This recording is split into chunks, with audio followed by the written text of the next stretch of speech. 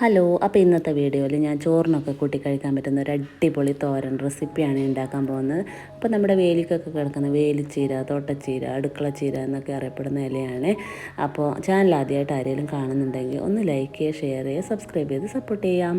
അപ്പോൾ മഴക്കാലം ആയതുകൊണ്ട് തന്നെ പുഴുക്കളുണ്ടോ എന്നൊക്കെ നോക്കണം കേട്ടോ. ഇലകളിലൊക്കെ മുട്ടയൊക്കെ ഇട്ട് വെച്ചിട്ടുണ്ടാവും. അപ്പോൾ ഞാൻ ഇലയൊക്കെ നന്നായിട്ട് സസൂക്ഷ്മം ശ്രദ്ധിച്ച് സെപ്പറേറ്റ് ചെയ്ത് മാറ്റി വെച്ചിട്ടുണ്ട് കേട്ടോ. അതിന് ഒരു കത്രിക വെച്ചാണ് ഞാൻ അരിഞ്ഞെടുക്കാൻ പോകുന്നത്. ചെറുതായിട്ട് അരിഞ്ഞെടുത്തിട്ടുണ്ട്.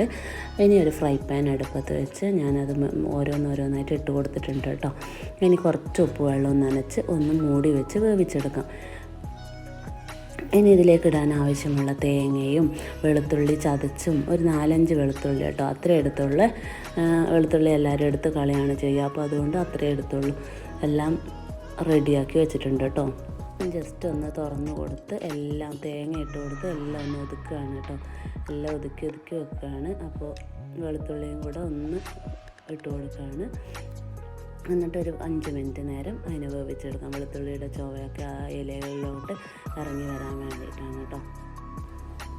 അപ്പോൾ ചെറുപ്പത്തിലൊക്കെ നമ്മൾ കളിക്കുന്ന പ്രായത്തിലൊക്കെ സ്കൂൾ വിട്ട് വന്നു കഴിഞ്ഞാൽ കൂട്ടുകാരൊപ്പം കളിക്കുമ്പോൾ ഇതിൻ്റെ ഒരു പൂവുണ്ടല്ലേ, ആ പൂവ് വെച്ച് ഞങ്ങളൊക്കെ പണ്ട് പൊട്ടൊക്കെ ആക്കി കളിക്കാറുണ്ട് കേട്ടോ. നിങ്ങളൊക്കെ കളിച്ചിട്ടുണ്ടോ? അങ്ങനെ ഉണ്ടെങ്കിൽ ലൈക്ക് ചെയ്യണേ.